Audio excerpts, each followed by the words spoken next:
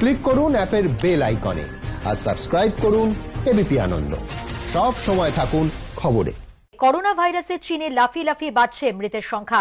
বুধবার প্রাণঘাতী ভাইরাসে মৃতের সংখ্যা বেড়ে দাঁড়ালো 132, আক্রান্ত প্রায় 6000। এদের মধ্যে 1200 জনের অবস্থা সংকটজনক। চীন পেরিয়ে এ পর্যন্ত 14টি দেশে ছড়িয়েছে ভাইরাস। আতঙ্ক বাড়িয়ে জার্মানিতে আরও 3 জনের শরীরে মিলল করোনা ভাইরাসের জীবাণু। রবিবার জার্মানি স্টানবার্গে এক ব্যক্তির শরীরে করোনা ভাইরাস ধরা পড়ে। গত সপ্তাহে চীনা সহকর্মীদের সঙ্গে এক ওয়ার্কশপে যোগ দেওয়ার পরই আক্রান্ত হন ওই ব্যক্তি। তার থেকে সংক্রমণ ছড়ায় আরও 3 জনের মধ্যে। আক্রান্তদের আইসোলেশন ওয়ার্ডে পর্যবেক্ষণে রাখা হয়েছে।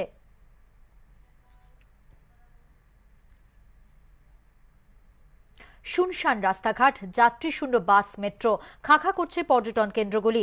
নোভেল করোনা ভাইরাসের আতঙ্কে তটস্থ চীনের হুবেই প্রদেশের উহান, গৃহবন্দী স্থানীয় বাসিন্দারা।